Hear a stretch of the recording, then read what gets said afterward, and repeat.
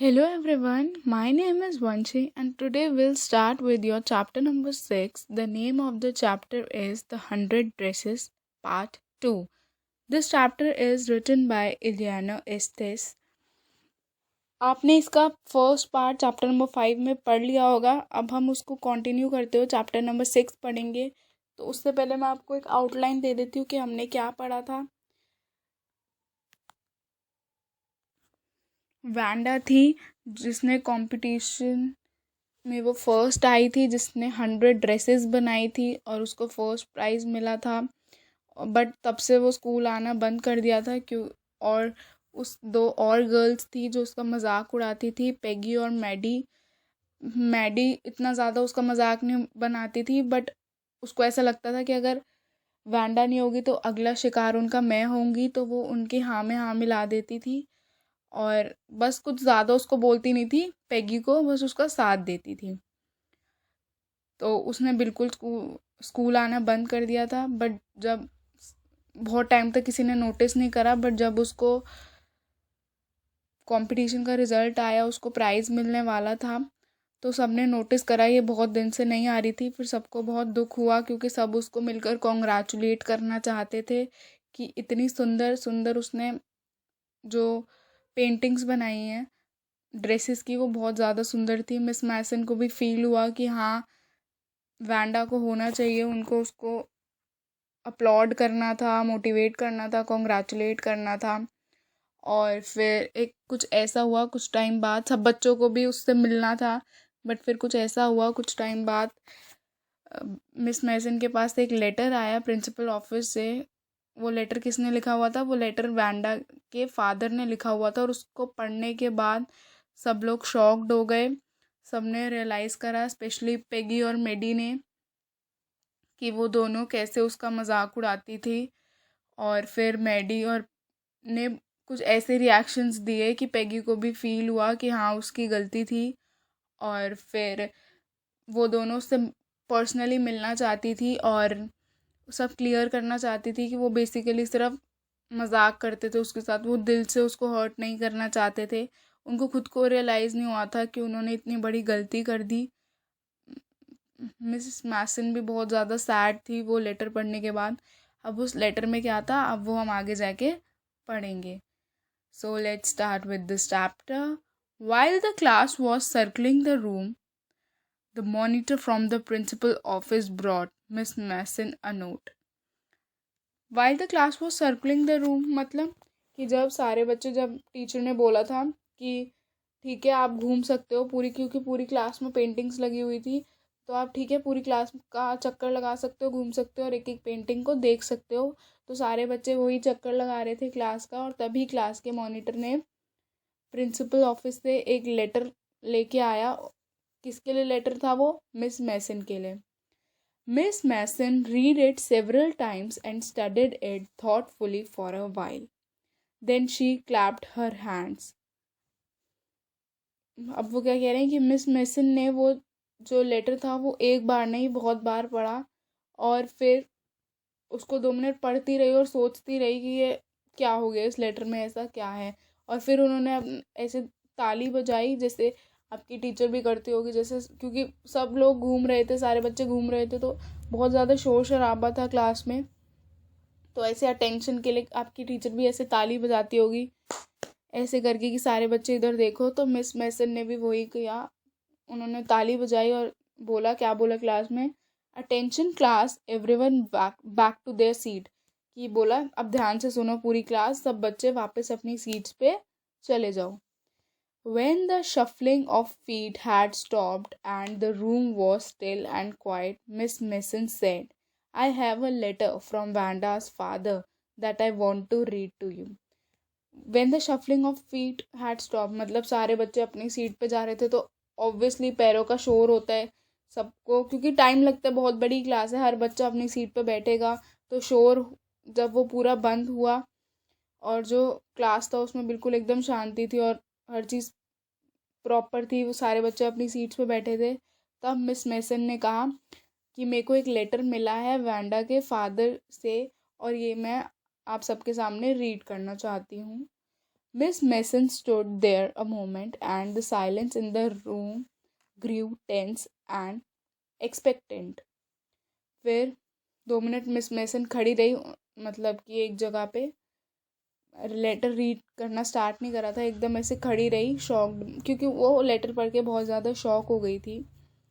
तो वो पूरी क्लास में जो साइलेंस था, एकदम सन्नाटा था, शांति थी। और ठीक आपको भी अगर ऐसे कोई न्यूज़ मिले कि हाँ हमें इसके घर से लेटर मिला है, तो आप लोग भी कितना शॉक हो जाते हो।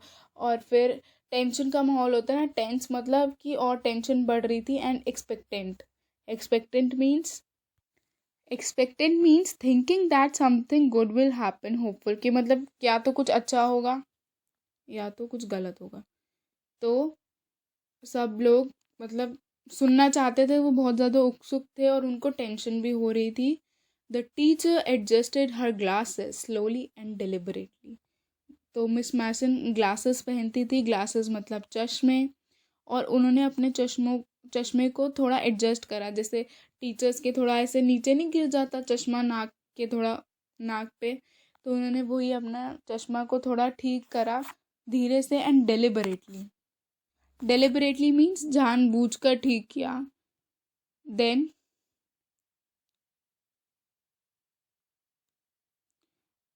her manner indicated that what was coming. This letter from Vanda's father was a matter of great importance.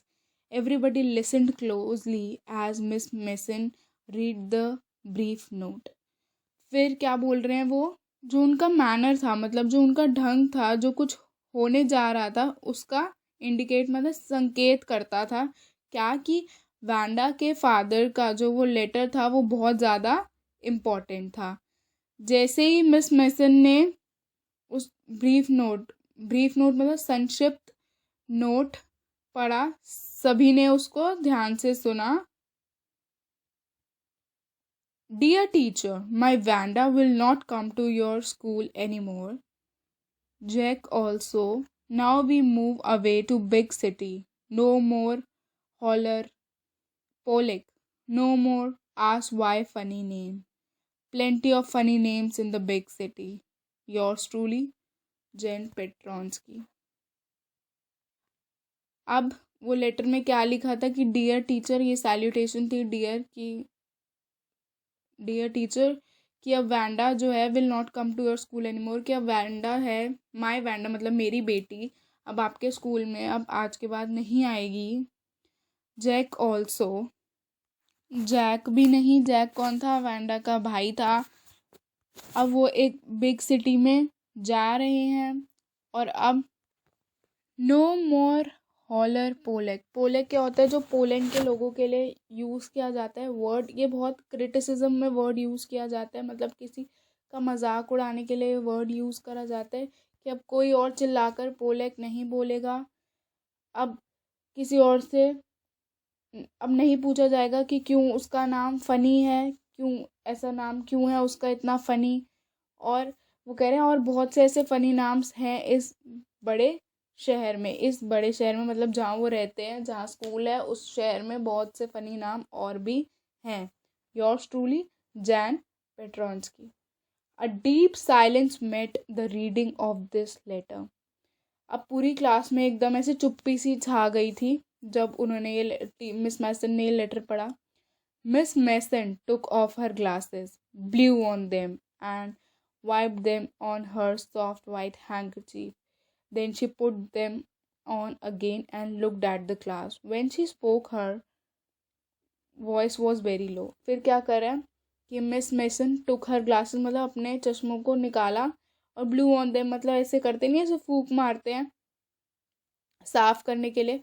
फिर उनको साफ किया, किस चीज़ से साफ किया, उनके वाइट हैंकरचीफ से। हैंकरचीफ मतलब रुमाल, अपने सफ़ेद सॉफ्ट रुमाल से उन्होंने साफ किया, और फिर अपने चश्मों को दोबारा लगा लिया अपनी आँखों पर, और फिर दोबारा क्लास को देखा। और जब उन्होंने बोलना स्टार्ट किया तो उनकी आवाज़ बहुत ज़्यादा लो थी, मतलब वो बहुत ज़्यादा लेटर पढ़ने के बाद वो बहुत ज़्यादा दुखी हो गई थी। I am sure that none of the boys and girls in the room 13 would purposely and deliberately hurt anyone's feeling. because his or her name happened to be a long unfamiliar one. I prefer to think that what was said was what was said in thoughtlessness. I know that all of you feel the way I do.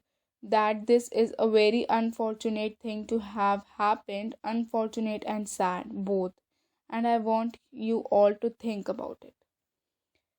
फिर अब क्या हुआ, क्या बोला कि अब miss mason बच्चों से कह रही हैं कि मैं ये तो बहुत ज़्यादा श्योर हूँ कि मुझे पता है कि ना कोई लड़का या लड़की इस रूम नंबर 13 का पर्पसली मतलब जानबूझकर, डेलिबरेटली मीन्स चालाकी से, किसी के भी जो फीलिंग्स हैं, भावनाएं हैं उनको हर्ट नहीं करेगा, कि उसका नाम लंबा है और अनजान है। और वो कह रही है मैं ये सोचती हूँ कि जो कुछ भी कहा गया था वो बिना सोचे समझे कहा गया था, और मैं जानती हूँ कि आप भी मेरी तरह ही महसूस कर रहे हैं, क्योंकि ये बहुत ही अनफॉर्चुनेट मीन्स दुर्भाग्यशाली और सैड, उदास करने वाली घटना जो है वो हुई है, और मैं चाहती हूँ कि तुम सब भी इसके बारे में सोचो। क्योंकि मिस मेसन को बहुत ज़्यादा ये लेटर पढ़ के बुरा लगा, वो बहुत ज़्यादा अफेक्ट हुई। Then the first period was a study period. Maddie tried to prepare her lessons, but she could not put her mind on her work. She had a very sick feeling in the bottom of her stomach. True, she had not enjoyed listening to Peggy ask Wanda how many dresses she had in her closet, but she had said nothing. She had stood by silently, and that was just as bad as what Peggy had done. अब जो पहला period था वो पढ़ाई का था, but जो Maddie है वो अपने लेसन्स को प्रिपेयर, मतलब कि फॉर एग्जांपल उनको रिवाइज करने के लिए कुछ दिया होगा, या उनको कुछ लर्न करने के लिए दिया होगा लेसन्स में, तो लेसन्स को, तो उससे वो नहीं हो रहा था, उसका माइंड ही नहीं लग रहा था उस काम में। अगर आपके साथ भी ऐसा कुछ हो, आपको भी किसी चीज़ का बुरा लगे, आप भी सैड हो, तो आपका मन पढ़ाई में नहीं लगेगा या किसी और चीज़ में नहीं लगेगा जो आप कर रहे हो, आपका ध्यान बारी बारी उसी चीज़ पे जाएगा। She had a very sick feeling in the bottom of her stomach. उसको अंदर ही अंदर बहुत ज़्यादा बुरा लग रहा था, मतलब बीमारों जैसा लग रहा था कि क्या हो गया उसका, हेडेक, मतलब स्टमक, हर चीज़ पेन, मतलब ऐसे बीमारों वाली फीलिंग उसको आ रही थी। फिर उसने कहा सच में उसे जब पैगी वैंडा का मजाक उड़ाती थी, उससे पूछती थी कि कितनी ड्रेसेस हैं उसकी क्लोजेट में, तो कितनी ड्रेसेस हैं उसके क्लोजेट पे, उसके नाम को लेके मजाक उड़ाया जाता था। बट जो मैडी है वो साथ में खड़ी रहती थी, बट वो कुछ भी नहीं बोलती थी वैंडा को। She had stood by silently and that was just as bad as what Peggy had done. कहते हैं ना कि जो गलत करता है अगर कोई उसका बस साथ भी दे देता है ना, तो वो भी उतना ही जिम्मेवार होता है उस गलत चीज़ का, जितना जो गलत करता है वो होता है। तो यही मैडी ने बोला कि चाहे मैं कुछ नहीं कहती थी, पर कुछ ना कहना भी तो उतना ही गलत है, जो पेगी करती थी वैसा ही वर्स। ये बहुत ज़्यादा गलत बात है। She was a coward. और उससे भी ज़्यादा बेकार है, वो एक डरपोक थी। कावर्ड मीन्स डरपोक। कम से कम वो पेगी तो ऐसा नहीं समझती थी कि वो मीन मतलब सेल्फिश बन रही है, कि हाँ बस उसको अपना दिख रहा है। बट जो मैडी है उसने सोचा था कि वो गलत कर रही थी, वो खुद को वैंडा जैसी स्थिति में डाल सकती थी। Next, goodness. Wasn't Wanda shoes, मतलब सेम सिचुएशन में जिसमें वैंडा थी उसमें वो खुद को रख सकती थी, क्योंकि वो भी वैसे ही बैकग्राउंड से आती थी और वो भी पेगी के पुराने कपड़े पहनती थी। तो वो उसको खुद किस कहते हैं ना कि हम उसको अपनी जगह पे रख कर देख रहे हैं तो हम महसूस कर पा रहे हैं कि कितना ज़्यादा गलत हो रहा है उसके साथ. Goodness, wasn't there anything she could do? If only she could tell Vanda she hadn't meant to hurt her feelings. She turned around and stole a glance at Peggy, but Peggy did not look up. She seemed to be studying hard. फिर क्या होता है? अच्छा हो. क्या कुछ ऐसा नहीं था जो वो कर सकती थी, जो मैडी कर सकती थी, कि यदि केवल वो वांडा को बता पाती कि उसका मतलब उसकी भावनाओं को अफेक्ट करना नहीं था, उसकी भावनाओं को ठेस पहुंचाना नहीं था. वो फिर पीछे मुड़ी और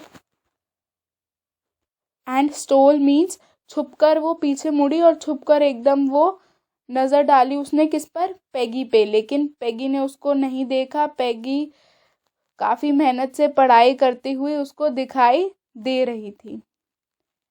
next.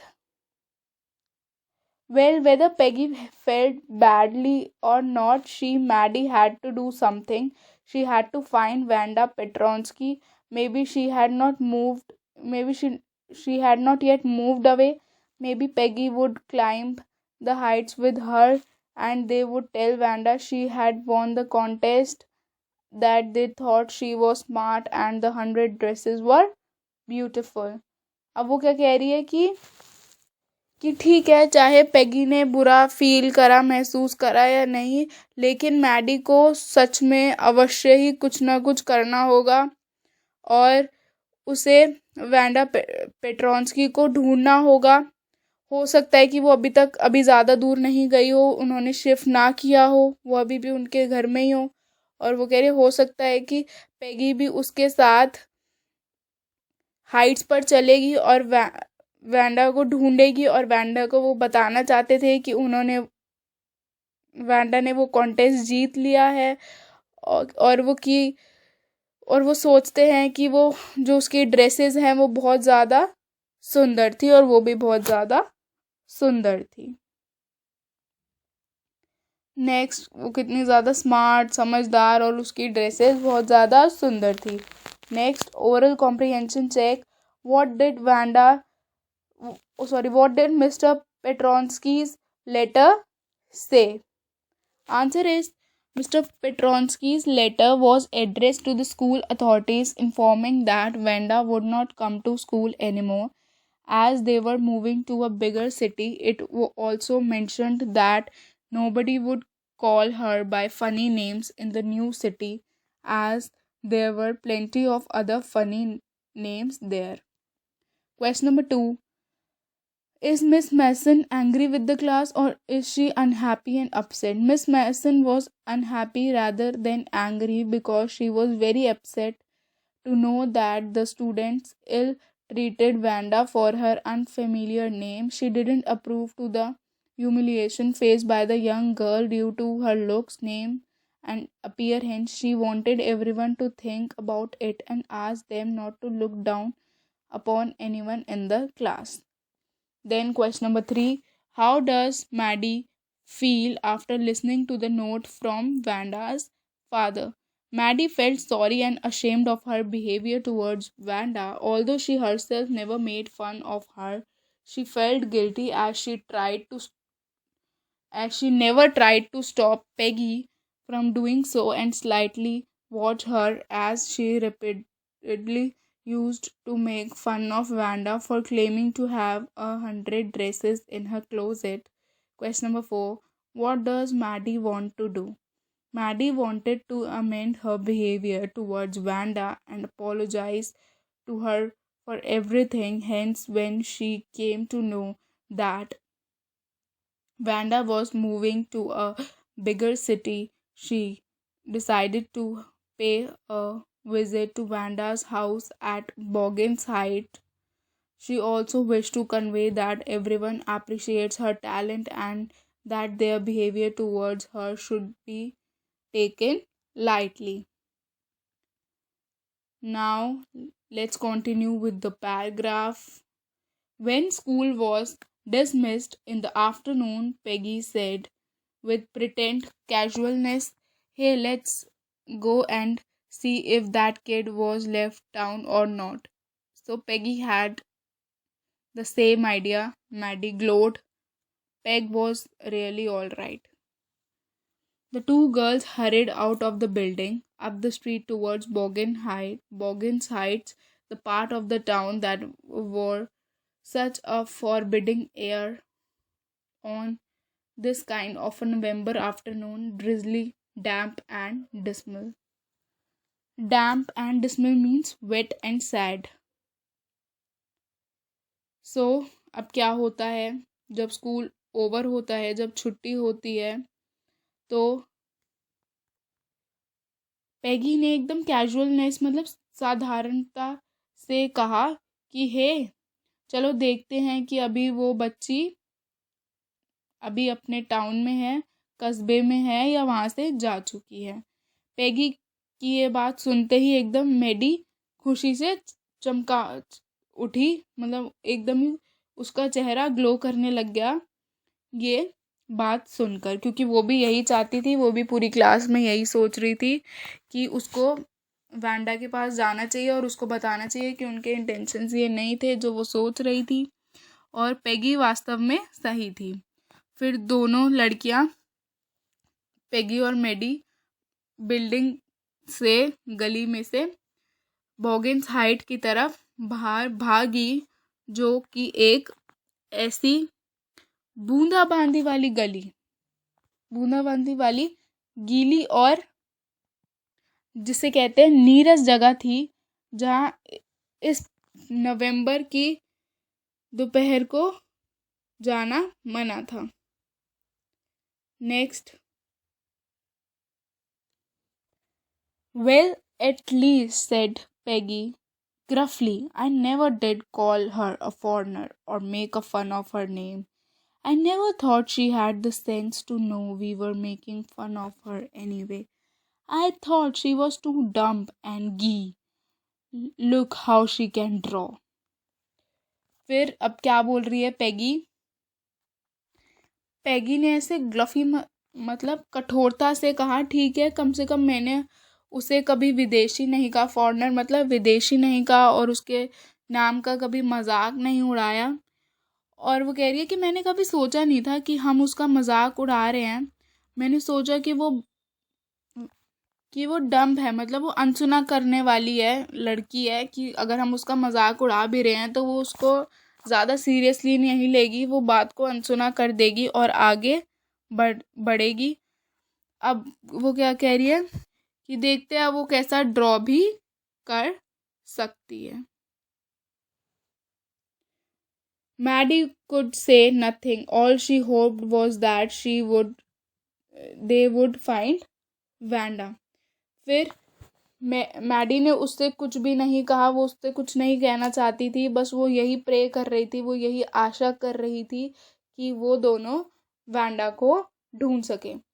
She wanted to tell her that they were sorry they had picked on her and how wonderful the whole school thought she was, and please not to move away and everybody would be nice. अब वो क्या करना चाहती थी? Maddie Wanda को sorry बोलना चाहती थी, क्योंकि वो बहुत ज़्यादा गिल्टी थी, और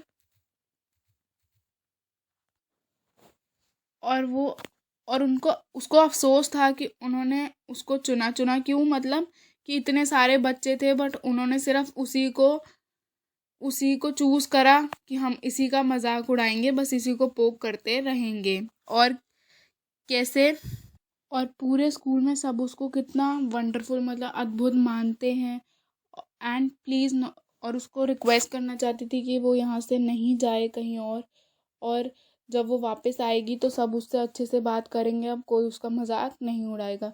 she and Peggy would fight anybody who was not nice. और वो और पैगी हर किसी से लड़ाई कर लेंगे जो उससे सही से बात नहीं करेगा, उसके साथ सही नहीं रहेगा। The two girls hurried on. They hoped to get to the top of the hill before dark. फिर वो दोनों जल्दी जल्दी से भागी, उनको पहुंचना था ऊपर बॉगिन्स हाइट तक रात होने से पहले। मतलब शाम रात अंधेरा होने से पहले। I think that's where the Petronskis live, said Maddie, pointing to a little white house. फिर मैडी ने एक छोटे से वाइट हाउस मतलब सफ़ेद रंग के घर की तरफ इशारा करके कहा कि मुझे लग रहा है कि यहाँ पे पेट्रॉन्स्कीज रहते हैं. Wisps of old grass stuck up here and there along the pathway like thin kittens. The house and its sparse little yard looked shabby but clean. It reminded Maddie of Vanda's one dress, her faded blue cotton dress, shabby but clean. अब वो क्या बोल रहे हैं कि पुरानी घास के तिनके यहाँ चिपके हुए थे और वहाँ पे जो रास्ता था वो थिन किटन्स मतलब पतली बिल्ली के जैसे थे. घर और इसके पास एक का पुराना आंगन साफ दिख रहा था. यार्ड मतलब आंगन साफ दिख रहा था. यहाँ पे मैडी को वांडा की एक ड्रेस की याद आ गई. उसकी फीकी पड़ चुकी सूती पोशाक जो थी बट वो बहुत ज़्यादा साफ थी. पुरानी तो थी बट वो बहुत ज़्यादा साफ थी. There was not a sign of life about the horse. Peggy knocked about the house. Sorry. There was not a sign of life about the house. Means घर में जीवन का कोई नामो निशान नहीं था कि यहाँ पे कोई रहता भी है. ऐसा नहीं लग रहा था कि इस घर में कोई रहता भी है. Peggy knocked firmly on the door but there was no answer. Peggy ने एकदम आराम से गेट को ठकठकाया. नॉक मतलब ठकठकाया बट अंदर से कोई भी आंसर नहीं आया. She and Maddie went around to the backyard and knocked there. फिर पेगी और मैडी घर के पीछे वाले आंगन की तरफ गए और वहाँ पे भी ठकठकाया बट वहाँ से भी कोई आंसर नहीं आया. There was no doubt about it. The Petronskis were gone. How could they ever make amends? कि अब वो कह रहे हैं इसमें तो कोई डाउट ही नहीं था. इसमें तो कोई आश्चर्य वाली बात ही नहीं थी कि अब वो पेट्रॉन्स्कीज जो हैं वो जा चुके थे इस टाइम तक. How could they ever make amends? To make amends means to show that one is sorry by doing something good. कि अब ऐसा कौन सा रास्ता बचा था कि जिसमें पेगी और मैडी वैंडा से माफ़ी मांग सकते थे. फिर they turned slowly and made their way back down the hill. वो धीरे से मुड़े और पहाड़ी से वापस आने का रास्ता पकड़ा. Well, anyway, said Peggy, she is gone now. So what can we do? Besides, when I was asking her about all her dresses, she probably was getting good ideas of her drawings. She might not even have won the contest otherwise. अब Peggy क्या कहती है कि ठीक है कोई बात नहीं. अब वो जा चुकी है तो अब हम क्या कर सकते हैं. हम तो आए थे उसको ढूंढने बट वो अब नहीं है. इसके अलावा और वो कहती है कि इसके अलावा जब मैं उससे उसकी ड्रेसेस के बारे में पूछती थी तो प्रोबेबली मतलब कि उसको ना प्रोबेबली मीन्स शायद ना वो अपने ड्रेसेस के बारे में ही सोच रही होगी और उसको अपनी ड्रेसेस के नए नए आइडियाज़ मिल रहे होंगे. She might not even have won the contest otherwise. वो कहती है कि अगर मैं उससे बार बार ना पूछती तो उसको आइडियाज़ ना मिलते और फिर वो शायद ये कॉन्टेस्ट भी नहीं जीत पाती. तो मतलब उसको बिल्कुल भी रिग्रेट नहीं हो रहा था जो भी उसने करा. वो अभी भी कहते हैं ना कि आर्ग्यूमेंट्स कर रही थी कि मैंने ऐसा करा तो ऐसा हुआ. गलती मान नहीं रही थी वो. Maddie turned this idea carefully over in her head. For if there were anything in it, she would not have to feel so badly. But that night she could not get to sleep. She thought about Vanda and her faded blue dress and the little house she had lived in. and she thought of the glowing pictures those 100 dresses made, all lined up in the classroom. फिर अब क्या होता है? फिर जो Peggy ने कहा उसको मैडी ने सोचा, अपने ही मन में आराम से सोचा, क्योंकि अगर यही बात होती तो इतना उसको बुरा ना लगता। वो हर्ट हुई है तभी उसको बुरा लगा है, तभी उसने स्कूल छोड़ा है। बट वो उस रात को बिल्कुल भी सो नहीं पाई थी, क्योंकि अगर आपको टेंशन होती है, आपको किसी चीज़ का बुरा लगता है, तो आपके मन में वही थॉट्स आते रहते हैं बारी बारी। तो आप ना सो पाते हो, ना कुछ कर पाते हो, ना खा पाते हो। तो उसने वैंडा और उसकी जो ब्लू फेडेड ड्रेस है उसी के बारे में और उस छोटे घर के बारे में सोचा जिसमें वो रहती थी। और उसने उन ड्रेसेस, जो 100 उसकी ड्रेसेस हैं उनके बारे में भी सोचा, जो पूरी क्लास में लाइंड अप थी, मतलब कि लाइन से लगी हुई थी।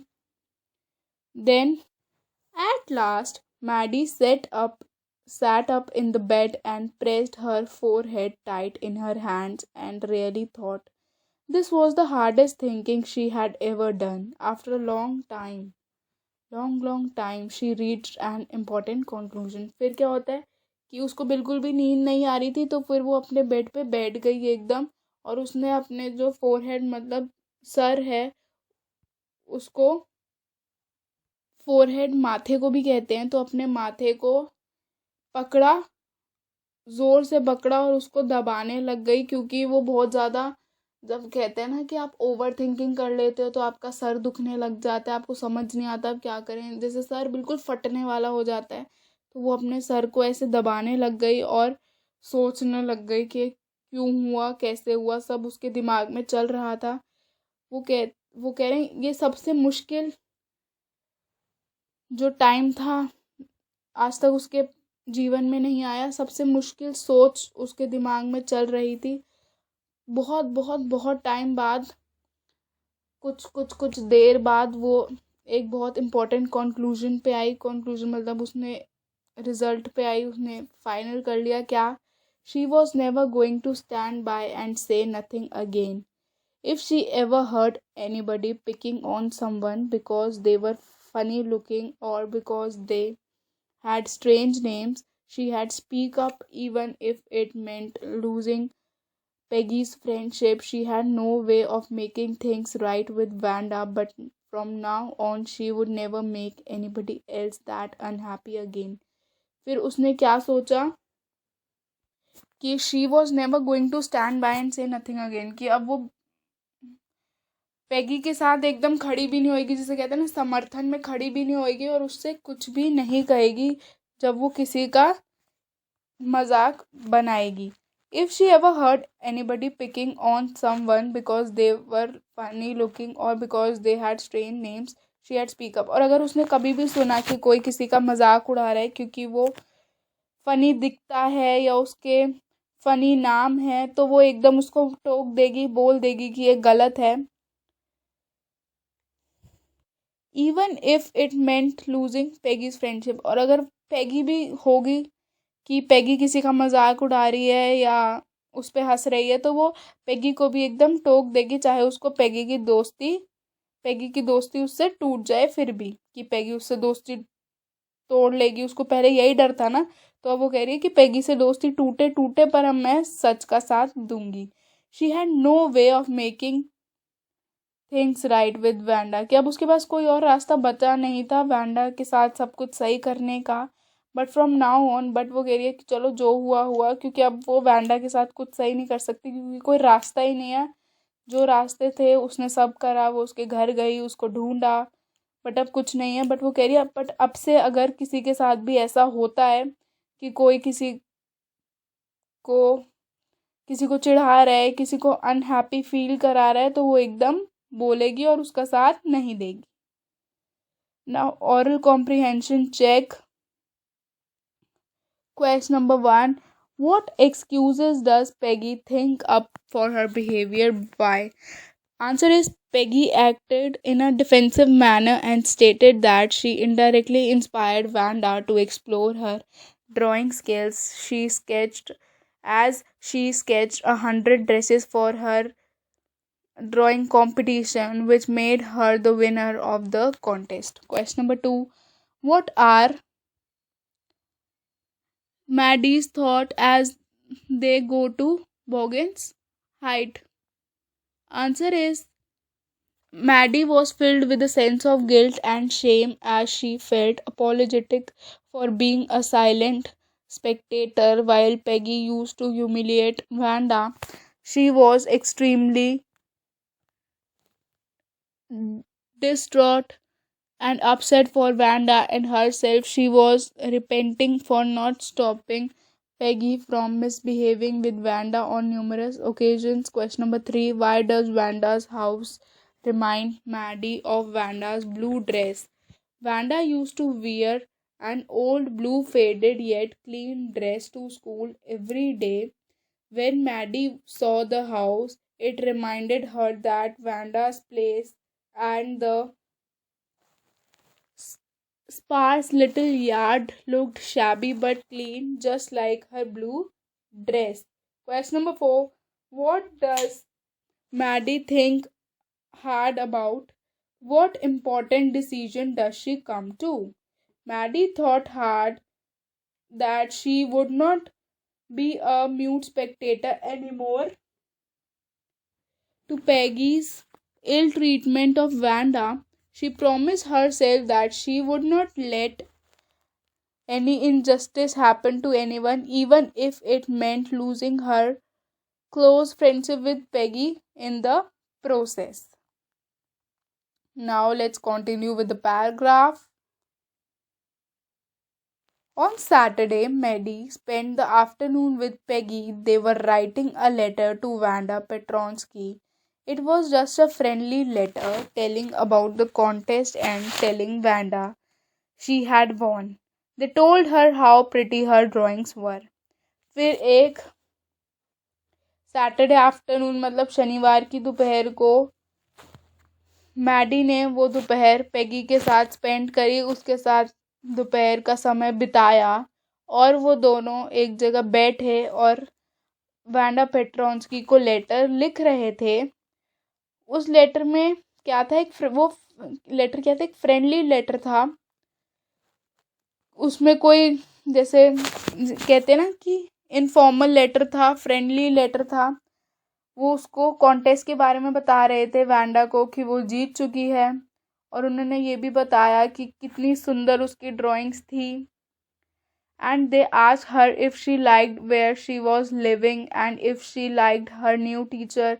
और उन्होंने उससे ये भी पूछा कि अब तुम्हें अच्छा लग रहा है तुम जहाँ रह रही हो, और तुम्हारी न्यू टीचर कैसी हैं, क्या तुम्हें वो पसंद आ रही हैं। दे हैड मेंट टू से दे वर sorry, but it ended up with their just writing a friendly letter, the kind they would have written to any good friend, and they signed it with lots of eggs for love. They mailed the letter to Boggin's Height, writing please forward on the envelope. अब उन्होंने क्या लिखा और क्या लिखा कि ये पूछा उसकी टीचर के बारे में, बट वो उससे सॉरी बोलना चाहते थे बट वो सॉरी लिख नहीं पाए। बट उन्होंने एक ऐसा ही फ्रेंडली सा लेटर लिख दिया, एक कैजुअल सा, जो वो किसी भी अपने गुड फ्रेंड को लिखते, और नीचे साइन अपने कर दिए और उसमें बहुत सारे एक्स लिख दिए। एक्स का मतलब एक्स डिनोट होता है लव के लिए, और बहुत सारे एक्स ड्रॉ कर दिए और मेल कर दिया। किसको कर दिया? बॉगिन्स हाइट को। और जहाँ लिखते हैं कि एड्रेस, तो उसकी जगह बॉगिन्स हाइट लिख दिया और नीचे लिख दिया प्लीज़ फॉरवर्ड कर देना एनवेलप पे, कि अगर आपको ये पता है तो प्लीज़ आप इसको आगे भेज देना। Next days passed and there was no answer but the letter did not come back, so maybe Wanda had received it. फिर बहुत दिन बीते बट उस लेटर का कोई भी रिप्लाई नहीं आया, कोई भी आंसर नहीं आया। बट वो लेटर भी वापस नहीं आया था, तो उनको ऐसा लग रहा था कि वैंडा ने वो लेटर को रिसीव कर लिया है, क्योंकि अगर कोई एड्रेस नहीं मिलता तो वो जिस एड्रेस पे लेटर भेजा जाता है ना, तो उसको वापस भेज देते हैं लेटर को। तो उनको ऐसा लग रहा था कि अगर वापस नहीं आया तो किसी ने तो रिसीव करा ही है, तो वो वैंडा ने ही रिसीव कर लिया। Perhaps she was so hurt and angry she was not going to answer. You could not blame her. But उन्होंने फिर कहीं ना कहीं ये भी सोच लिया कि बहुत ज़्यादा वो दुखी है, हमसे गुस्सा है, इसलिए वो हमें आंसर नहीं कर रही, तो हमें उसको ब्लेम नहीं करना चाहिए, हमें उसको कसूरवार नहीं कहना चाहिए, कोई बात नहीं, वो हमसे गुस्सा है। वो दोनों आपस में ये कॉन्वर्सेशन कर रहे थे।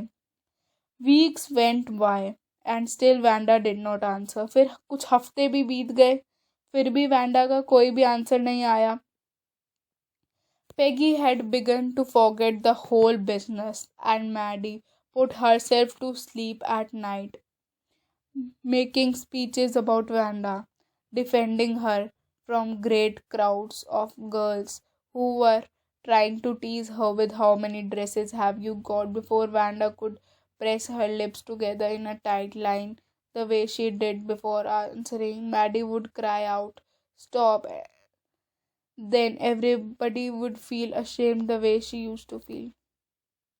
फिर अब क्या होता है, कुछ हफ्तों बाद भी रिप्लाई नहीं आया कुछ भी। तो पेगी है जो वो भूलने लग गई थी जो भी ये पूरा इंसिडेंट हुआ, बट जो मैडी थी वो रात को सोने से पहले यही सोचा करती थी, और वो स्पीचेस भी बना लेती थी कि अगर वैंडा के बारे में, कि अगर वैंडा को फिर लड़कियों के झुंड ने कुछ कहा तो वो उनको चिढ़ाने की कोशिश करी कि तुम्हारे पास कितनी ड्रेसेस हैं, तो वो कैसे कहेगी, क्या कहेगी। वो कह रही है and before Wanda would press her lips, जैसे ना वैंडा बिल्कुल अपना ना मुंह बंद कर लेती थी जब कोई उसको चिढ़ाता था, तो वो कह रही है कि वैंडा के मुंह बंद करने, लिप्स को बंद करने से पहले ही मैं बोल दूंगी, जवाब दे दूंगी, उन पे चीख उठूंगी कि स्टॉप, तुम सब बंद करो, और फिर सबको बुरा लगेगा कि जैसा बुरा वैंडा को लगता था। Now it was Christmas time and there was snow on the ground. अब क्रिसमस का टाइम था और ज़मीन पे पूरी स्नो स्नो थी। Christmas bells and a small tree decorated the classroom, और क्रिसमस बेल्स लगी हुई थी पूरे क्लासरूम में, और एक क्लासरूम में एक छोटा सा क्रिसमस ट्री को भी सजाया गया था। On the last day of school before the holidays, the teacher showed the class a letter she had received that morning. फिर वो लास्ट डे था क्योंकि फॉरेन कंट्रीज में क्रिसमस की छुट्टियां होती हैं, जैसे आपकी समर वेकेशंस होती हैं, विंटर वेकेशंस होती हैं, वहाँ क्रिसमस वेकेशंस होती हैं। तो जब लास्ट डे था छुट्टियों से पहले का, तो टीचर ने उनको एक लेटर दिखाया पूरी क्लास को, जो उन्हें उसी सुबह को रिसीव हुआ था। तो अब वो लेटर किसका था, वो वैंडा का था।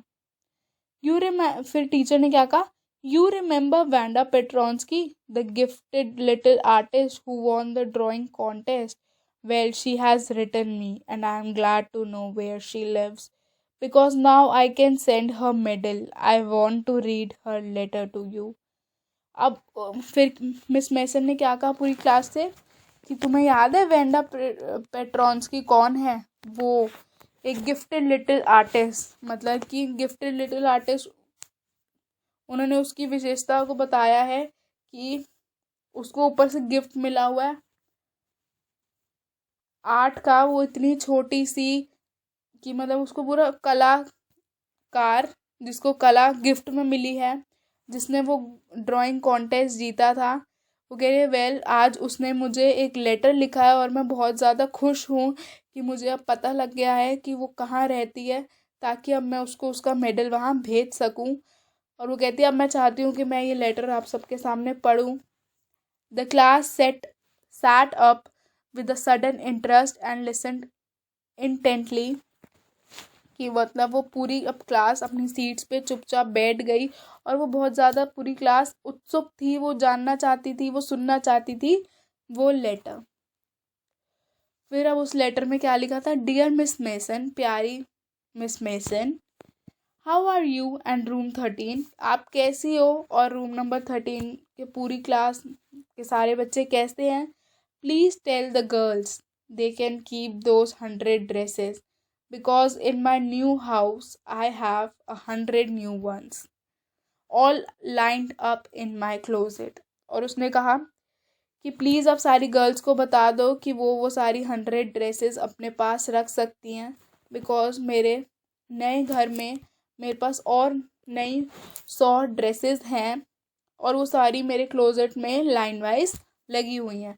आई had like that girl Peggy to have the drawing of the green dress with the red trimming and her friend Maddie to have the blue one. For Christmas, I miss that school and my new teacher does not equalize with you. Merry Christmas to you and everybody. Yours truly, Vanda Petronsky. अब उसमें उसने क्या लिखा कि please मुझे अच्छा लगेगा कि अगर वो जो लड़की पैगी थी वो मेरी ड्राइंग रख ले, जिसमें जो ग्रीन ड्रेस की ड्राइंग थी जिसमें रेड ट्रिमिंग मतलब लेस वगैरह लगी हुई थी, और जो उसकी दोस्त मैडी है वो ब्लू वाली ड्राइंग रख ले. और फॉर क्रिसमस, वो कह रही क्रिसमस के लिए मुझे वो स्कूल की बहुत याद आएगी, और जो मेरी नई टीचर है वो आपके जितनी अच्छी तो नहीं है, मैं आपके जैसी तो उसको बिल्कुल भी नहीं बोलूँगी. और सबको मैरी क्रिसमस, आपको भी और बाकी बच्चों को भी. आपकी प्यारी Vanda Petronsky. On the way home from school, Maddie and Peggy held their drawings very carefully. फिर वापस घर जाते हुए स्कूल से मैडी और पेगी ने अपनी अपनी ड्राइंग्स को अपने हाथ में बिल्कुल आराम से केयरफुली पकड़ा हुआ था. All the houses had wreaths and holly in the windows. Outside the grocery store, hundreds of Christmas trees were staked, and in the window, candy, peppermint sticks, and cornucopias of shiny transparent papers were strung. Cornucopias मतलब decorative containers usually full of flowers and fruits, ऐसे decorative item. फिर अब वो Christmas time की वहाँ पे बात हो रही है कि वहाँ पे क्रिसमस कैसे सेलिब्रेट किया गया था, क्या था अब कि all the houses had wreaths and holly in the windows. सभी घर की खिड़कियों में फूल और मालाएं और क्रिसमस ट्री थे.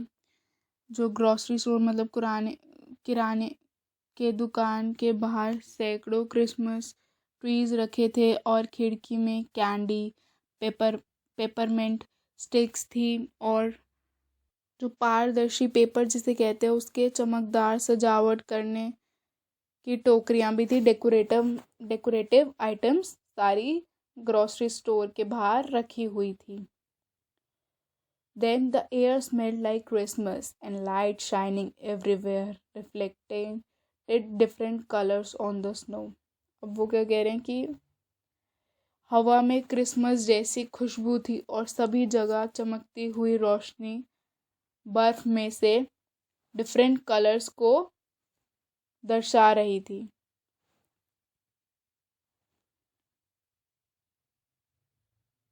रिफ्लेक्टेड मतलब दर्शा रही थी. Boy, said Peggy, this shows she really likes us. It shows she got our letter, and this is her way of saying that everything is all right, and that's that. Then वो Maddie से कहते boy मतलब सुनो, कि जैसे आप भी girls को, जैसे कुछ गर्ल्स आपस में गर्ल को बोल देती है ना ब्रो, तो ऐसे उसने भी कहते हैं ऐसे ही बॉय. इससे पता है क्या लगता है कि वो हम दोनों को सच में पसंद करती है, और इट शोज और इससे ये भी पता लगता है कि उसको हम दोनों का लेटर मिल गया था, और उसका हम दोनों को पेंटिंग्स देने का, ड्राइंग्स देने का यही मतलब था कि सब कुछ ठीक है और यही असल सच है.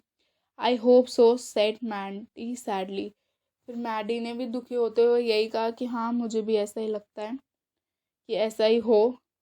She felt sad because she knew she would never see the little tight-lipped polish girl again and couldn't ever really make things right between them. But वो बहुत ज़्यादा दुखी थी. वो दुखी क्यों थी? क्योंकि अब वो वैंडा से बिल्कुल नहीं मिलेगी कभी भी, और उनके बीच जो भी सब गलत चीज़ें हुई उसको दोबारा वो सही कर पाएगी, जो भी उनके बीच में था. She went home and she pinned her drawing over a torn place in the pink flowered wallpaper in the bedroom. The shabby room came alive from the brilliancy of the colors. Maddie sat down on her bed and looked at the drawing.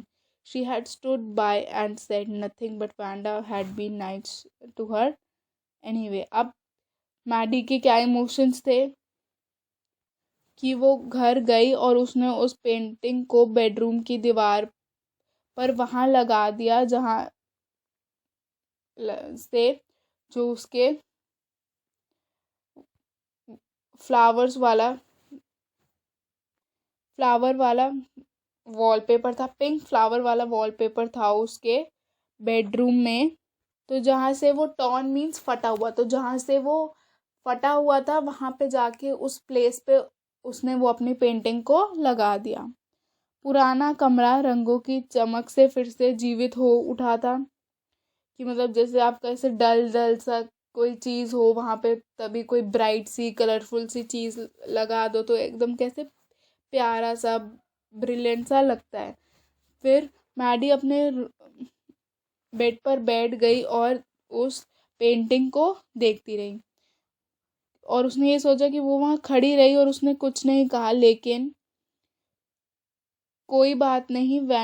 जो Wanda थी वो उसके प्रति हमेशा last तक अच्छी रही. उसने उसके लिए कोई स्टेप नहीं उठाया, बट वैंडा हमेशा उसके लिए अच्छी रही, सही रही.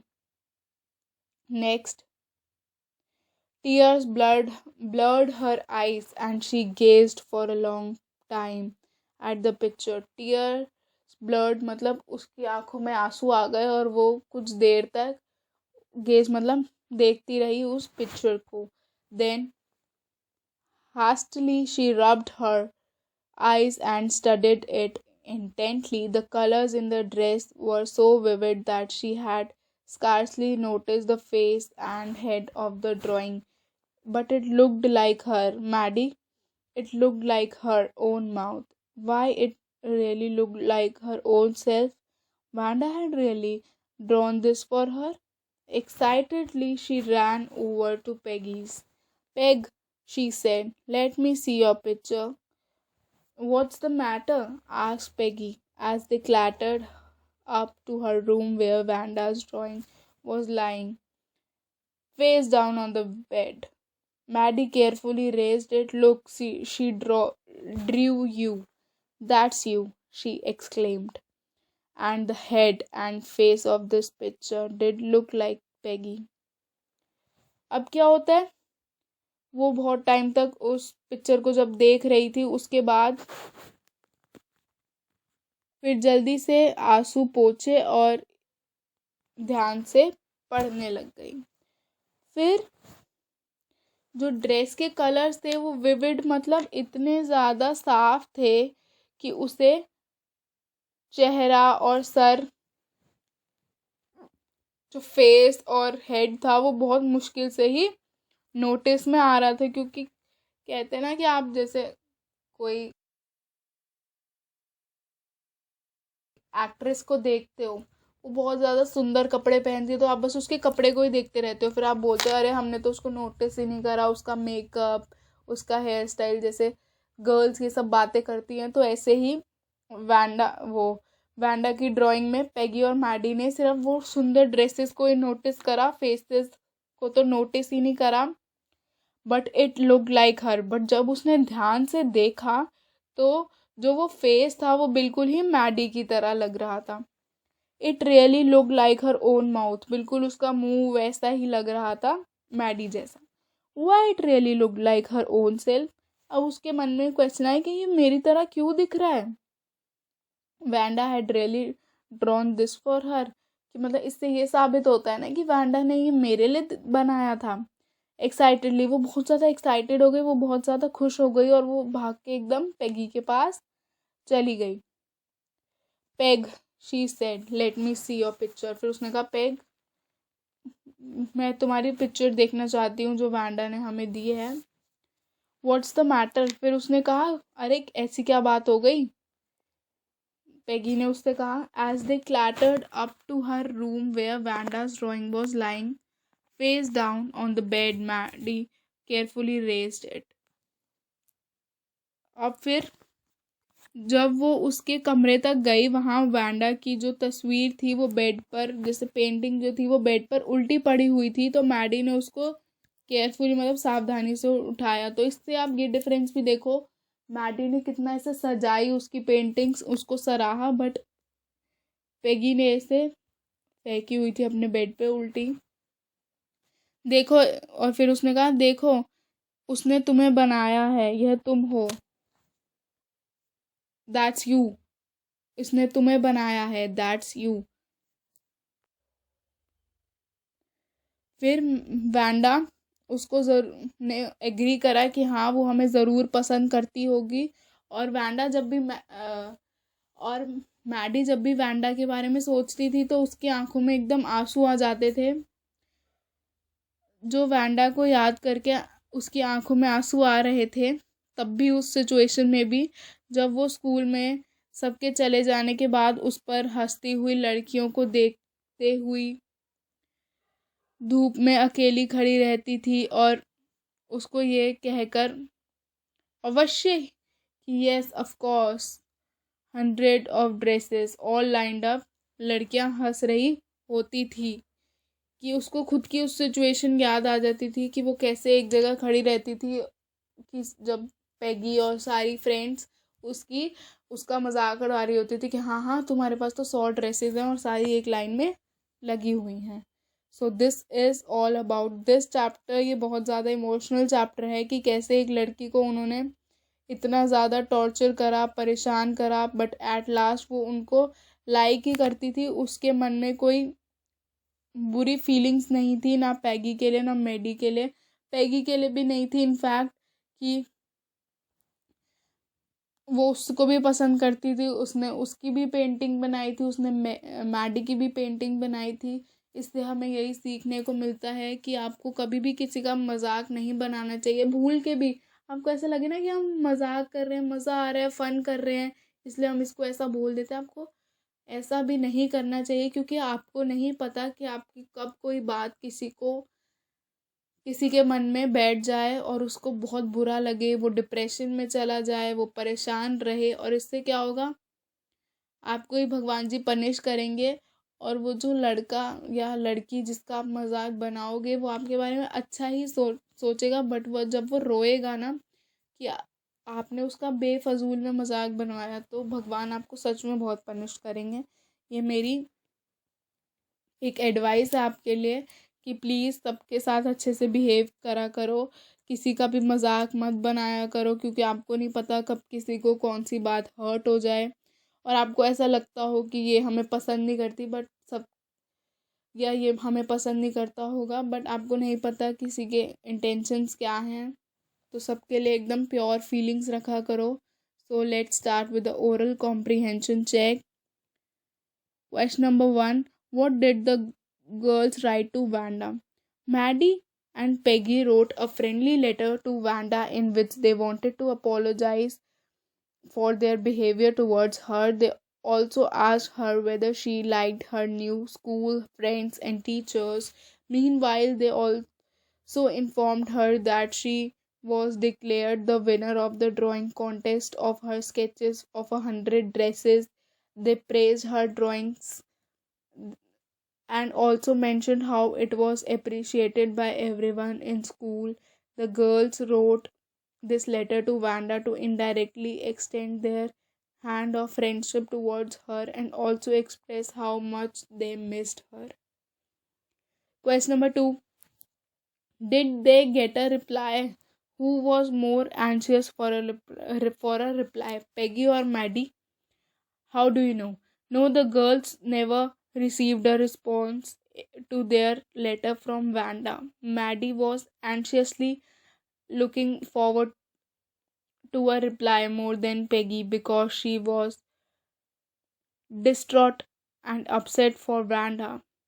She had assumed that Vanda was deeply hurt, so she didn't reply to their letter and blamed herself for everything. Maddie often had sleepless nights and frightening dreams about Vanda. Question number three. How did the girls know that Vanda liked them and even though they had teased her? Both Pat both Maddie and Peggy realized that Vanda actually liked them, although they would often tease her. It was when Vanda sent a letter to her school teacher in which she mentioned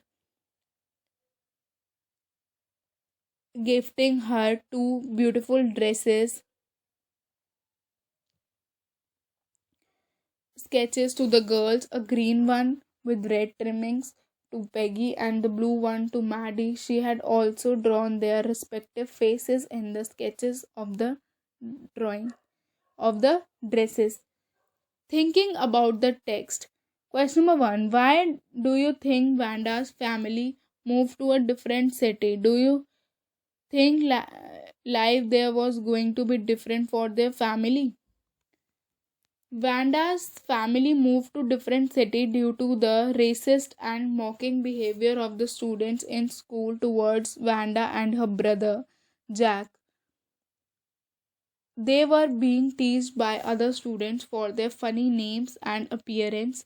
Jan Petronsky, Vanda's father, thought that life in the new city would be different because people in bigger cities are not so narrow minded, and also they would not be teased because of their name or status. Question number two. Maddie thought her silence was as bad as Peggy's teasing. Was she right? Answer is yes. Maddie was filled with remorse of being a silent spectator for Peggy's teasing toward Vanda because she thought that turning a blind eye towards an unfair practice was as even worse than committing a crime. So she felt ashamed for indirectly encouraging Peggy to humiliate Vanda often. Question number three. Peggy says, I never thought she had the sense to know we were making fun of her. Anyway, I thought she was too dumb. And Gee, look how she can draw. What led Peggy to believe that Vanda was dumb? Did she change her opinion later? Vanda never complained about Peggy's ill treatment and pranks towards her. Her silent and unusual behavior led Peggy to believe that she was dumb. Vanda often claimed to have 100 dresses and 60 pairs of shoes all lined up in her closet, and this made Peggy wonder if she really had the dresses and why she would wear the same old faded blue dress to school every day. However, later Peggy changed her opinion and was quite impressed when she saw Vanda's sketches. Furthermore, she was surprised when Vanda asked Miss Mason to gift her sketch of a green dress with red trimmings to Peggy from her collection. Question number 4. What important decision did Maddie make? Why did she have to think hard to do so? Maddie decided to go to Vanda's house in Boggins Heights with Peggy to apologize and amend her behavior for all the ill treatment done by them. But Vanda had left her house with her family already. Maddie was upset because she thought she acted like a coward, as she never stopped Peggy from insulting Vanda. So she promised herself that she did not let any injustice or bullying happen to anyone, even if it meant losing her close friendship with Peggy while doing so. Question number 5. Why do you think Vanda gave Maddie and Peggy the drawings of dresses? Why are they surprised? When Maddie and Peggy wrote a friendly letter To Vanda, she might have understood their feelings towards her and the dresses game for which they used to mock her, so she requested Miss Mason to give two of her sketches to them to show them that she did not have any hard feelings for them. Maddie and Peggy were taken by surprise when she gifted them the drawings with their faces on those sketches. Question number 6. Do you think Vanda really thought the girls were teasing her? Why or why not? Yes, Vanda was aware of the misbehavior of the girls who teased her every day at school. She knew that they used to make fun of her name and appearance, but she chose to remain silent. She used to feel humiliated for their misbehavior and fed up with everything. She claimed to have 100 dresses and 60 pair of matching shoes in her closet. Later, when she won the contest, she requested Miss Mason to give away two of her sketches to Peggy and Maddie as a gesture of her broad mindedness toward the girls who often made fun of her.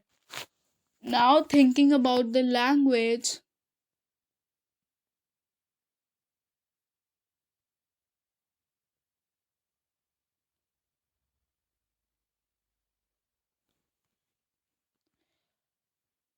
here are 30 adjectives describing human qualities. Discuss them with your partner and put them into word verbs according to according to whether you think they show positive or negative qualities. You can consult a dictionary if you are not sure of the meanings of some of the words. You may also add to the list positive or negative pair given below.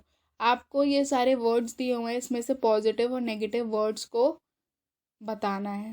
तो positive words are kind, creative, determined, talented, generous, fashionable, friendly, contented, cheerful, compassionate, sensitive, intrepid, zealous, placid, courteous.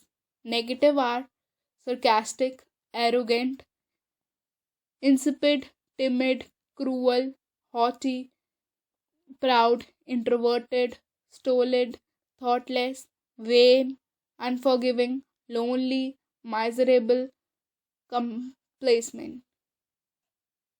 Complacent. Question number 2. What adjectives can we use to describe Paddy, Maggie, Peggy, Vanda, and Maddie? You can choose adjectives from the list above. You can also add some of your own. Peggy. For Peggy, the words are thoughtless, sarcastic, unforgiving, arrogant, cruel, proud, and vain. For Vanda, kind, courteous, introverted, talented, lonely, determined, generous, friendly, sensitive, compassionate, and creative. Maddie, miserable, timid, sensitive, stolid, placid. Question number 3. Find the sentences in the story with the following phrasal verbs.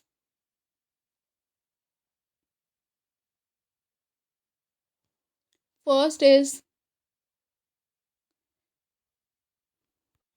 this, you have to do it by yourself.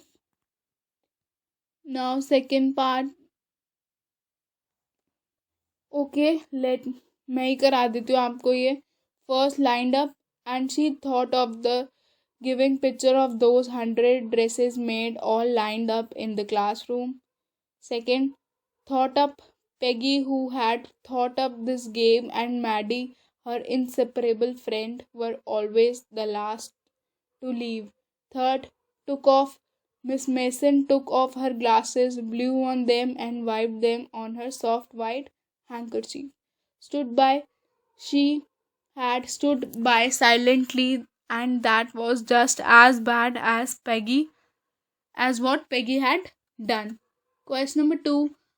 Look up these phrasal verbs in a dictionary to find out if they can be used in some other way.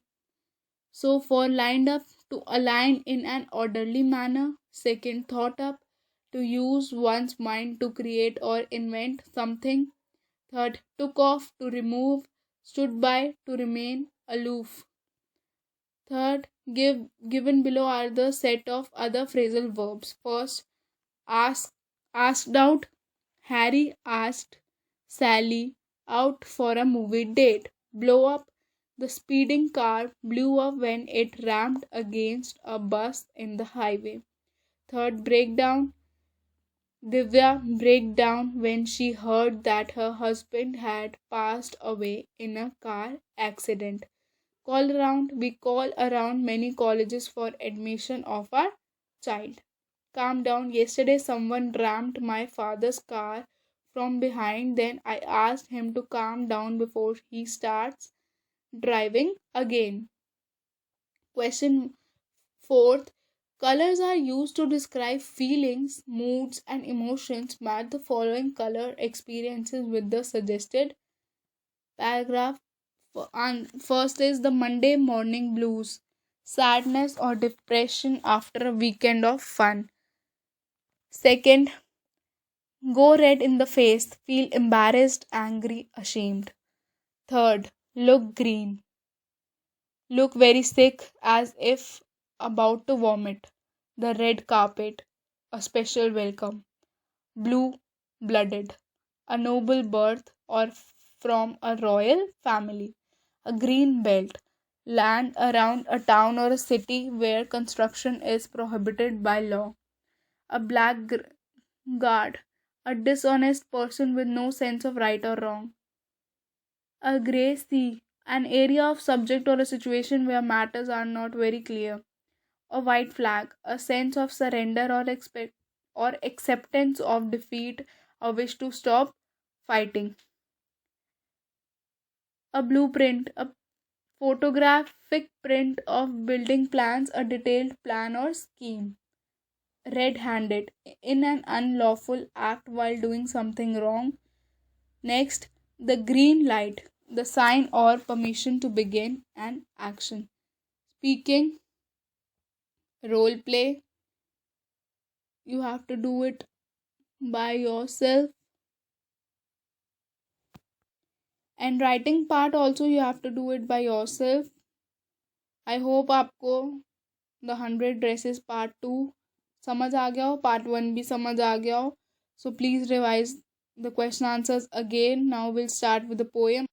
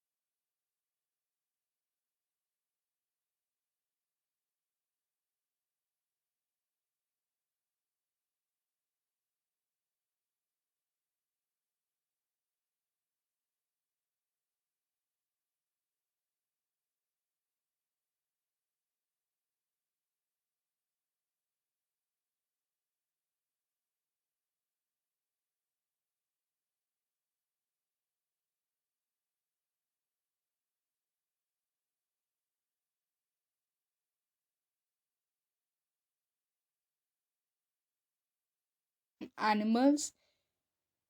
Animals is written by the poet Walt Whitman. The poet tells us that he feels more at home with animals than humans, whom he finds complicated and false. इस poem में क्या बात इस poem में क्या बात करी गई है कि पोएट को कैसा लगता है जब वो अपने घर में एनिमल्स के साथ होते हैं. उनको सेफ फील होता है, उनको अच्छा लगता है. बट अगर यही एनिमल्स की जगह वो ह्यूमंस के साथ होते हैं तो उनको बहुत ज़्यादा कॉम्प्लिकेटेड लगता है, झूठा सा लगता है. इस पोएम में एनिमल्स और ह्यूमन बींग्स को पोएट ने आपस में कंपेयर किया और ये बोला है कि एनिमल्स जो है वो फार फार फार बेटर हैं ह्यूमन बींग्स से। कितनी हंसी की बात है कि वो एनिमल्स को ज़्यादा अच्छा बोल रहे हैं ह्यूमन बींग्स से। वो ऐसा क्यों बोल रहे हैं वो अभी पूरा इस वो पोएम में एक्सप्लेन करेंगे। वो एग्जाम्पल्स भी देंगे like tokens, like kindness, brotherhood, कि जैसे जैसे मॉडर्नाइजेशन सिविलाइजेशन बढ़ रही है वैसे वैसे हम सब ये चीज़ें पीछे छोड़ रहे हैं, भूल रहे हैं। वो पोएट खुद को भी इसमें कंसीडर कर रहे हैं कि हाँ मैं भी ये सब अब भूल रहा हूँ। जैसा ह्यूमन बींग्स को होना चाहिए, जो फीलिंग्स उनके अंदर होनी चाहिए वो अब बिल्कुल भी नहीं बची हैं। जैसे वो टोकन्स के फॉर्म में यूज़ कर रहे हैं, जैसे काइंडनेस, ब्रदरहुड, ये सब अब नहीं देखने को मिल रही ह्यूमन बींग्स से। बट जो एनिमल्स हैं उन सब में ये चीज़ें दिख रही हैं, लॉयल्टी, काइंडनेस, ये सब। जो वॉल्ट विटमैन है उनका यहाँ पे इंट्रोडक्शन भी दिया हुआ है, आज हम वो भी पढ़ेंगे। ये इन बहुत अच्छे राइटर, बहुत अच्छे पोएट थे, राइटर थे। और ये इस चीज़ से फेमस थे अपनी पोएट्री में कि कभी भी राइमिंग यूज़ नहीं करते थे। ये एक फ्री राइटर थे, जो इनके मन में आता था ये सब वो लिखते थे। जैसे कोई लोग राइम ही लिखते हैं, राइमिंग वाली पोएम्स ही, ये वो पोएम नहीं लिखते थे। सो let's start with his introduction. Walt Whitman was born in 1892 and was died in 1892, was born in 1819 and died on 1892. Is a major figure in early American poetry. ये बहुत जाने माने पोएट थे अपने टाइम में। In an age when all poetry was rhymed and metrical, Whitman made a break with tradition and wrote a revolutionary new kind of poetry in free verse. He was a non-conformist in all respects, including his social life.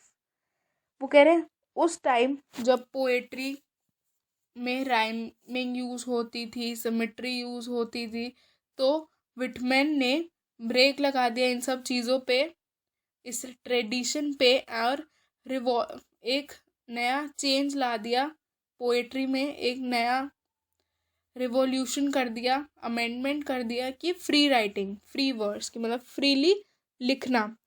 और he was a non conformist in all respects including his social life. अब ये क्या कह रहे हैं कि वो non conformist मतलब जो लोग दुनिया से अलग चलते हैं, कि वो नॉर्मल रूल्स रेगुलेशंस नहीं मानते, उनका जो मन करता है वो करते हैं। तो वॉल्ट विटमैन नॉन कन्फॉर्मिस्ट थे इन ऑल रेस्पेक्ट, मतलब हर चीज़ में, कि चाहे उनकी पर्सनल लाइफ थी या उनकी प्रोफेशनल लाइफ थी और उनकी सोशल लाइफ थी, उसमें भी वो हर जैसे जो नॉर्मल पीपल फॉलो करते थे रूल्स या सब, वो उसमें नहीं जाते थे। वो अपना जो उनका मन करता था वो वही सब चीज़ें करते थे। और ये हमें दिख भी रहा है कि कैसे जब राइमिंग वाली पोएम, सिमेट्री, ये सब वाली पोएम्स होती थी, तब वॉल्ट विटमैन ने एक ब्रेक लगा दिया इस ट्रेडिशन पे और फ्री राइटिंग को इंट्रोड्यूस कर दिया। सो let's start with the poem. First paragraph. I think I could turn and live with animals, they are so placid and self-contained.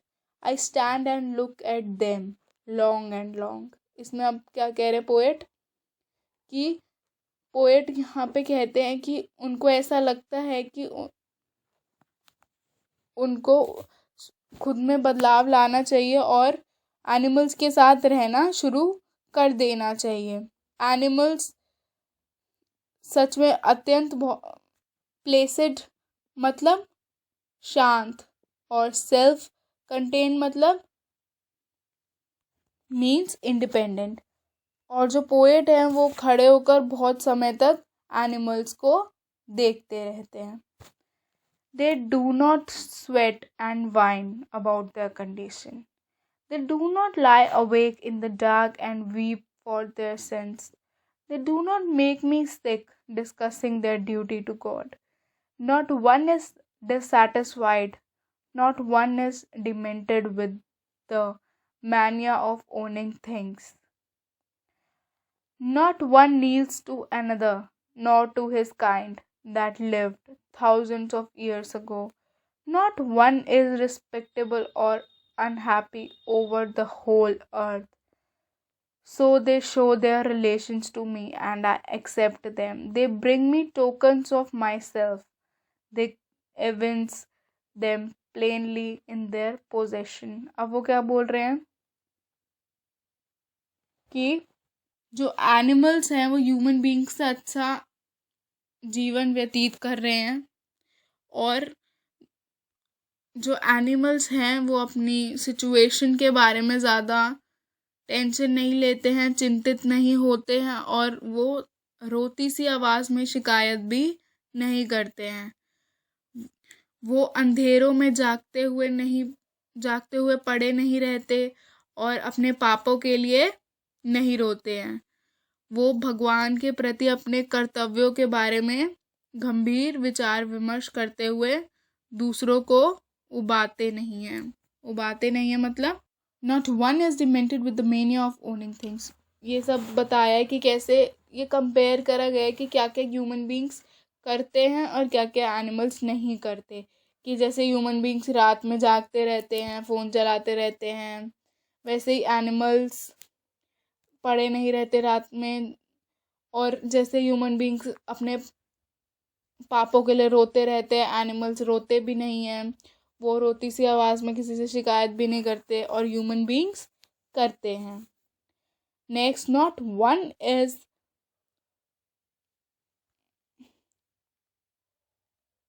dissatisfied, not one is demented with the mania of owning things, not one kneels to another, nor to his own kind that lived thousands of years ago. Not one is respectable or unhappy over the whole earth. कोई भी अपनी ज़िंदगी से dissatisfied मतलब असंतुष्ट नहीं होता है एनिमल्स में, और ना कोई चीज़ों का स्वामी जिसे कहते हैं ना, ओन करने वाला, राजा बनने को लेकर पागल नहीं होता कि कैसे हम ह्यूमन बींग्स एक चीज़ के पीछे कैसे पागल हो जाते हैं, जैसे हमें ये चाहिए ही चाहिए। देन कोई जानवर किसी दूसरे जानवर के सामने घुटने भी नहीं टेकता, ना ही कोई जानवर 1000 वर्ष पूर्व जीवन जीने वाले अपनी जैसे कहते हैं प्रजाति के सामने घुटने टेकता है।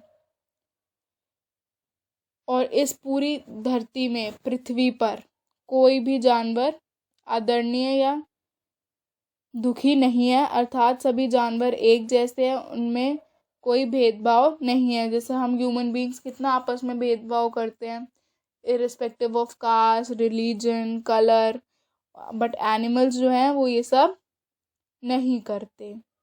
So they show their relations to me and I accept them. They bring me tokens of myself.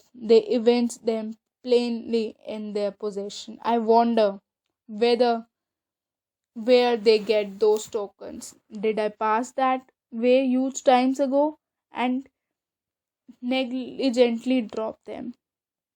जो एनिमल्स होते हैं वो ह्यूमन बींग्स के प्रति अपना प्यार दिखाते हैं, और मनुष्य भी उसे एक्सेप्ट कर लेते हैं, और जो एनिमल्स हैं वो ह्यूमन बींग्स के प्रति उनके प्यार का उपहार लाते हैं। टोकन्स मतलब gift.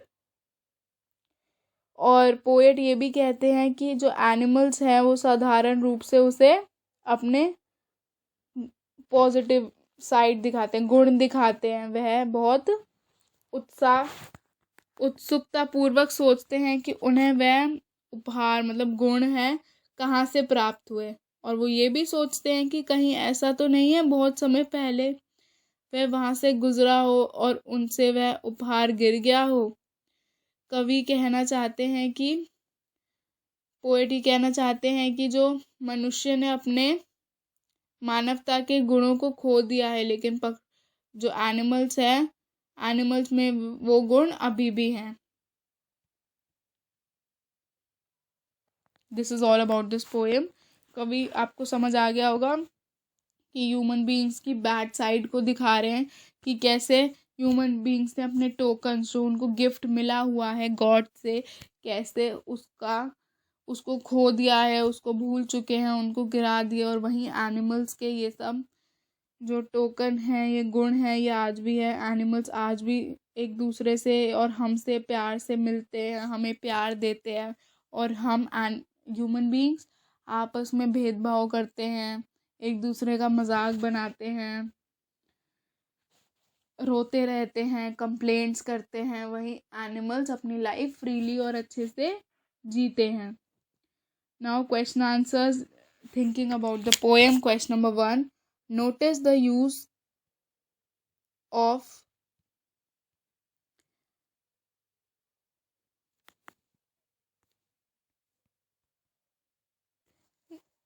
the word turn in the first line. I think I could turn and live with animals. What is poet turning from? The answer is the poet is turning away from human beings to live with animals because he thinks animals are calm, self contained, and have a non complaining nature. On the contrary, he feels humans are complicated and false in comparison to animals. Question number 2, mention three things that humans do and animals don't. According to the poet, here we outline the three things that humans do and animals don't. First is humans complain about small things and are always dissatisfied. On the other hand, animals are non complaining creatures who are satisfied with whatever they have. Second, human beings sweat and work hard to earn their living, and they always whine about their condition, whereas animals are placid creatures and do not sulk about their condition at any time. Third is humans are fond of materialistic things as this makes them happy. On the contrary, animals are non-demanding creatures and do not behave irrationally to possess worldly pleasures. Question number 3, do humans kneel to other humans who lived thousands of years ago? Discuss in groups. Answer is, ये सबका अपना individual answer होगा, तो मैं जो सोचती हूँ वो मैं आपको आंसर बता रही हूँ, या आप अपने हिसाब से भी लिख सकते हो. The answer is yes, humans kneel to other humans who lived thousands of years ago due to cultural traditions or religious beliefs. They fold their hands in humility and worship their ancestors to show respect by kneeling down in front of their portraits. Question number 4, what are the tokens that the poet says he may have dropped long ago and which the animals have kept for him? Discuss this in class. Hint, Whitman belongs to the romantic tradition that includes Rousseau and Wordsworth, which holds that civilization has made humans false to their own true nature. What could be the basic aspect of our nature as living beings and humans choose to ignore or deny?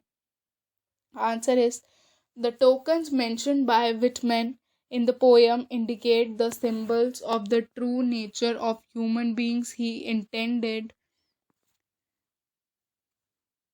to convey that as civilization flourished, humans lost their natural instincts and moved away from the tokens of virtue such as honesty, innocence, and contentment. Full stop. They become more self centered, and the desire to possess worldly pleasures took over their minds. Full stop. They lost their human touch in due course of time. On the contrary, animals have also carried forward in their real instincts and continue to do so. The poet looked at those characteristics and wonders where he had negligently lost his true nature. This is all about the whole chapter we have done with the story and poem. I hope आप सबको ये दोनों चीज़ें समझ आई होंगी. Please read it again and revise the question answers. We'll meet in the next chapter. Till then, take care everyone. Bye bye.